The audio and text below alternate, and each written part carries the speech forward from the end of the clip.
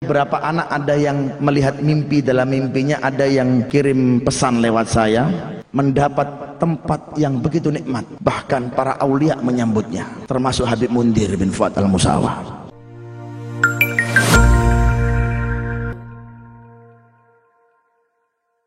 Dunia hanya sementara, lewatan saja. Kalaupun ada dari kita yang meninggal, ada yang hidup, itu pasti. Tapi kita meminta kepada Allah Subhanahu wa taala, mudah-mudahan matinya kita dalam keadaan husnul. Senin yang lalu,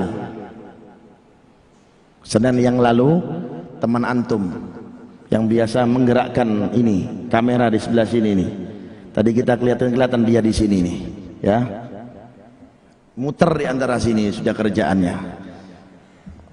Namanya Muhammad Arsil Akbar.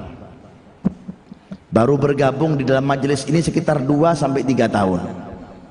Berkhidmah, ikhlas, Allah Subhanahu wa taala angkat derajatnya. Kenapa saya bisa katakan seperti itu? Saya sebagai saksinya. Kenapa saya bisa saksinya? Karena dia saya tunjuk untuk menjadi editor multimedia yang setiap hari saya share di Instagram saya atau di Facebook saya. Baru 2-3 tahun dalam majelis ini bergabung, tapi orang jujur, orang yang sidik dalam dakwanya, apalagi ketika membantu dakwah ini luar biasa. Senin kemarin, Selasa dia balik dari surga menuju surga. Di tengah perjalanannya meninggal dunia. Bagaimana mendapatkan makom yang seperti itu? Khidmahnya, ketulusannya dalam khidmah. Bisa saya saksikan. Kenapa saya katakan demikian? Kalau pagi dia kerja, malam kadang-kadang dia relakan waktunya untuk mengedit video ceramah saya. Saya katakan sama dia, gak pernah ikut sama saya, jarang satu mobil sama saya, gak pernah. Tapi keikhlasan yang tulus dalam hatinya yang dia berikan dalam majelis ini luar biasa. Saya adalah saksinya. Ketulusan dalam dakwah yang dia berikan dalam majelis ini, Masya Allah mulianya. Pagi kerja, malam edit video. Orang edit video yang saya tahu itu nggak gampang dan mengambil waktu yang lama. Kadang-kadang pun tidurnya kalau malam 1-2 jam saja.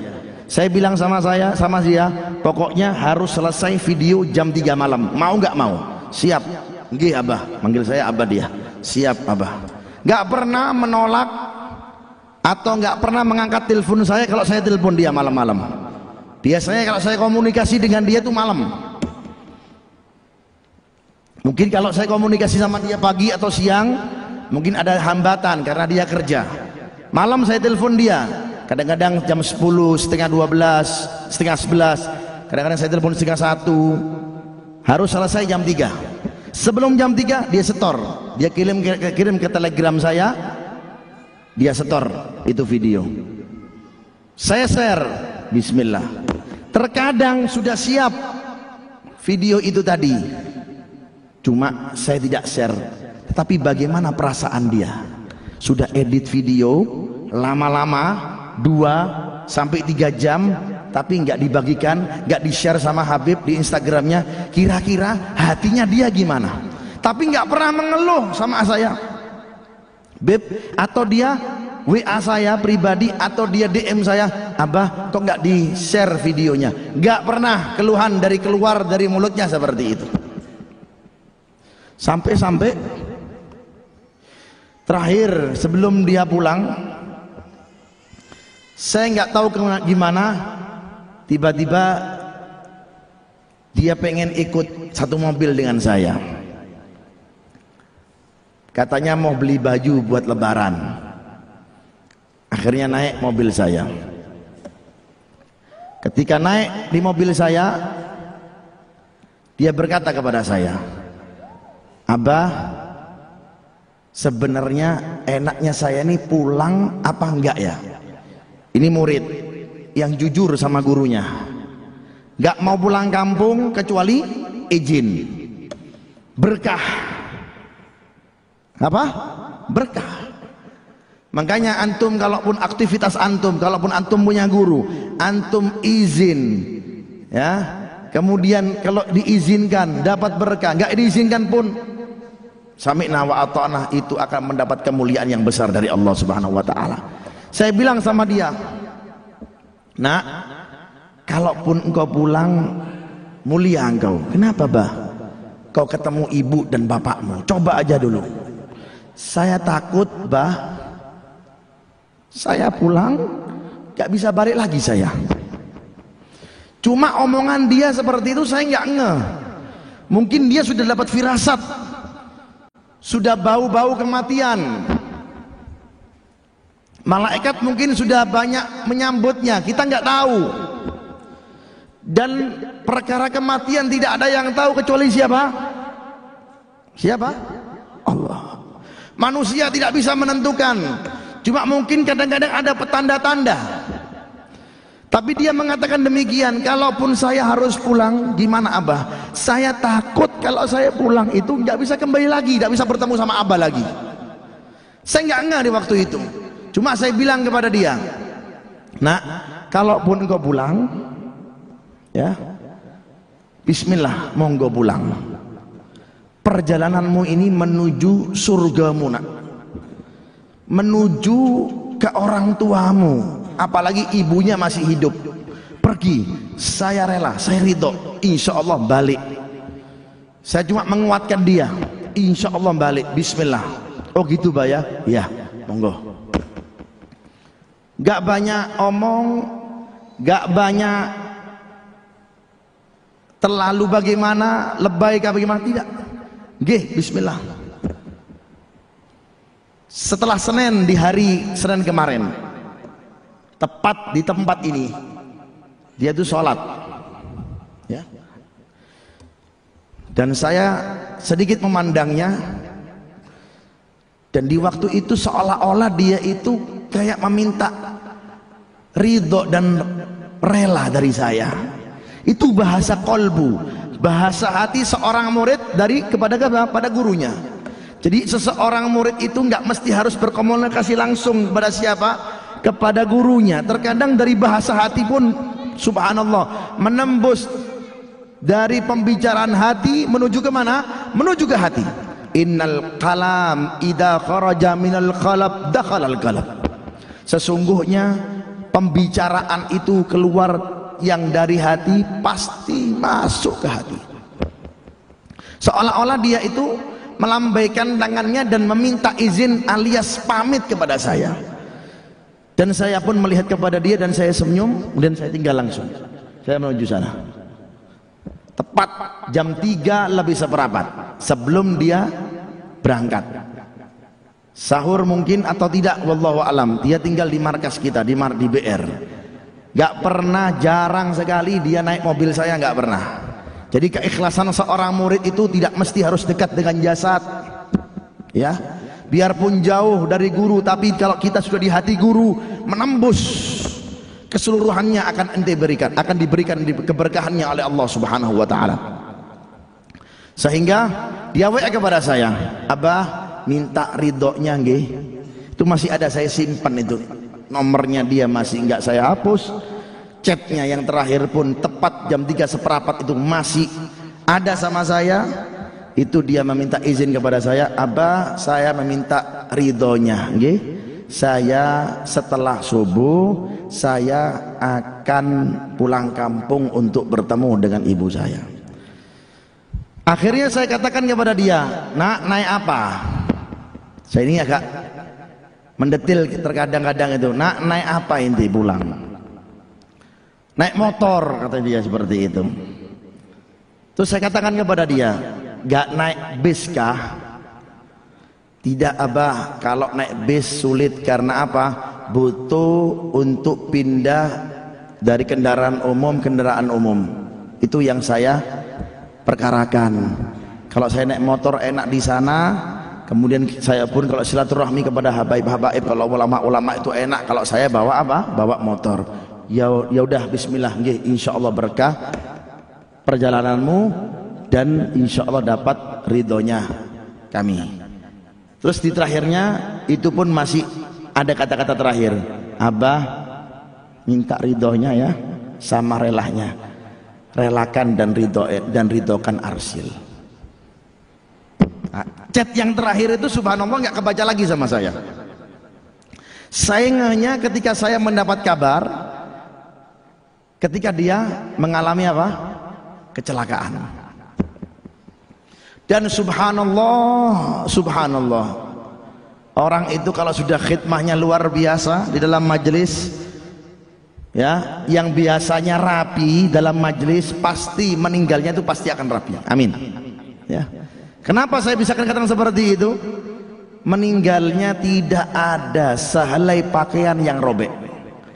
Padahal kalau kita lihat insiden ketika tabrakannya itu, mobil itu, bempernya mobil itu saking dahsyatnya itu sampai dalam, itu bemper mobil itu sampai ke dalam. Kalau kita lihat, jangankan kain, kulit pun akan apa? Tidak ada darah. Satu helai kain pun yang dikenakan, celana ataupun jaket ataupun baju yang dia kenakan ketika pulang, nggak robek sama sekali. Karena Allah apa? Karena Allah jaga dia. Di dalam majelis selalu, mungkin dari tim multimedia yang bisa saya kasih jempol dia, bukan nyindir yang lain ya. Ya. Kenapa? Biasanya itu kalau selalu saya lihat di jalan, saya perhatikan tim-tim itu. Dia itu kalau selain pakai baju koko, selalu dia itu pakai rompi ala Idrus TV. Selalu itu. Bahkan terakhir saya lihat beliau pun masih seperti itu, pakai itu. Dan ketika meninggalnya mengenakan rompi ketika dia khidmah di dalam majelis seperti malam ini. Cuma dia rangkepin, dia dobelin dengan jaket yang dia punya. Subhanallah. Itulah Allah subhanahu wa ta'ala menjadikan kematian seseorang dalam keadaan mulia. Kulit nggak ada yang sobek, kemudian apa? Kemudian auratnya pun tertutup. Karena kenapa? Karena dia istiqomah dalam majelis, maka Allah subhanahu wa ta'ala jaga dia. Dan insya Allah kalian yang khidmah dalam majelis ini, ya, perhatikan ya, yang ahlul khidmah, baik antum yang di sound, baik antum yang di mana, di hadro, baik antum yang di multimedia, baik antum yang di patwal, baik antum yang jamaah nisa dan lain-lain, dalam majelis ini betul-betul mengambil sedek, jujur, insya Allah akan mendapatkan makom yang tinggi di hadapan Allah subhanahu wa ta'ala. Amin ya rabbal alamin. Itulah ya, nggak pernah bangkang kalau saya ngomongin nggih suruh ini ya, nggak pernah, nggak ngatelpon saya, nggak pernah. Selalu, biarpun dia pun nggak ngedit video, saya telepon malam-malam pun selalu dia angkat teleponnya. Kalaupun nggak terangkat, meminta maaf dan meminta uzur kepada saya. Dan saya adalah saksi, ya kan, kalaupun saya diminta saksi oleh Allah subhanahu wa ta'ala, saya adalah sebagai saksi bahwasanya huwa min ahlil khair, dia adalah golongan orang-orang yang baik. Mudah-mudahan kita digolongkan daripada golongan yang baik. Meninggalnya kita dalam keadaan husnul khatimah insyaallah. Birahmatika ya arhamar rahimin, birahmatika ya arhamar rahimin. Sehingga beberapa anak ada yang melihat mimpi, dalam mimpinya ada yang kirim pesan lewat saya.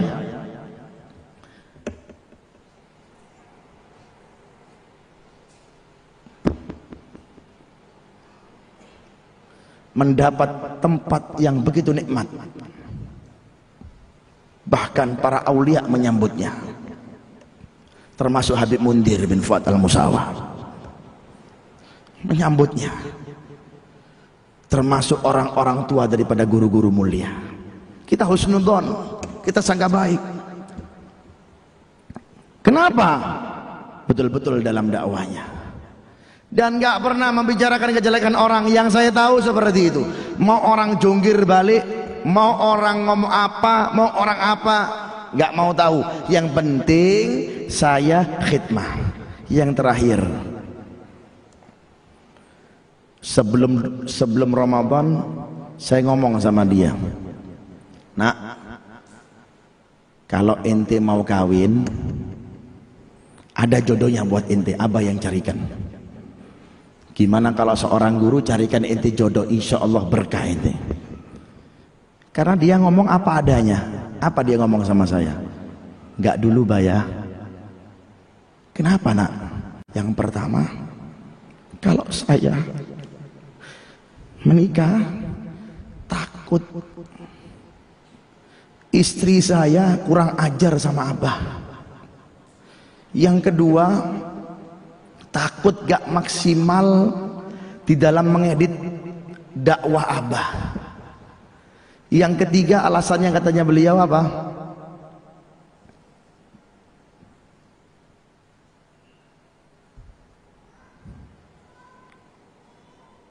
Saya masih jadi tulang punggungnya ibu saya, keluarga saya nggak mau dulu Pak.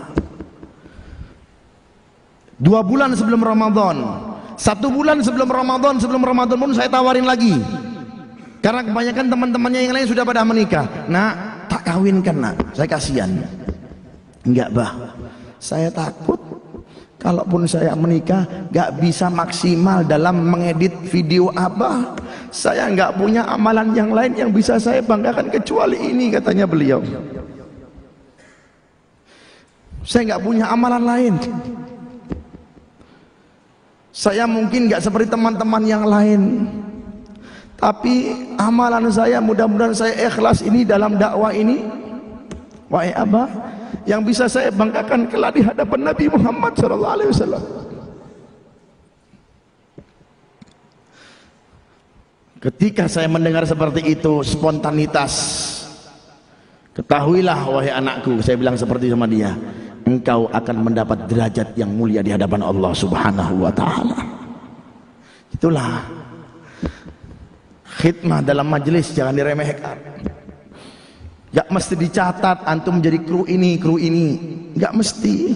Ikhlasnya antum dalam mengikuti majelis ini, karena saya bersaksi, bukan saya meremehkan majelis yang lain, ini majelis sanadnya kepada Nabi Muhammad jelas. Saya bukan meremehkan majelis lain. Banyak pun dari komunitas di sini, silahkan anda dalam majelis yang lain, tapi saya tahu sendiri, orang dalam berkhidmat dalam majelis ini, Allah Ta'ala angkat derajatnya. Allah Ta'ala angkat derajatnya. Bukan ini anak, bukan yang dari MR lama, yang dulu masih zamannya di mana kita kelilingan dulu, yang sampai jam 2, setengah 2 di Sidoarjo apa segala macam, bukan. Baru gabung 2 tahun 3 tahun, karena dia tulus dalam khidmah. Sampai saking tulusnya dia itu bisa nyupir pickup majelis Rasulullah Jawa Timur itu, pickup itu, ketika gabung dalam majelis. Kenapa? Anak bilang, saya tanya pernah kenapa ente harus belajar? Padahal nggak saya kursuskan, dia coba-coba aja memberanikan diri. Saya tanya sama dia, kenapa? Takut kalau ada teman-teman yang nggak bisa bawa pickup, jadi saya bisa jadi serepnya Pak. Jadi saya bisa maksimal dalam dakwah ini. Allah. Ya, ini pesan saya kepada antum alul khidmah di sini. Pasti akan mendapat keberkahan dari Allah Subhanahu wa taala. Amin ya rabbal alamin. Dan saya adalah saksi. Biasa itu anak di sini tuh muter kadang-kadang ke sana dan mencatat. Di saat-saat sibuk seperti itu, tausiah pun saya dicatat. Selain saudara Hakim ini catat khulasoh, kemudian untuk apa dia juga tulis juga apa, ya kan, yang harus diedit videonya apa, seperti itu. Subhanallah, itulah orang-orang yang tulus dalam khidmah, dalam dakwah, dalam majelis. yang sangat mulia seperti ini. Mudah-mudahan kita bisa berkhidmah seperti layaknya beliau, amin ya, seperti layaknya beliau, amin ya rabbal alamin.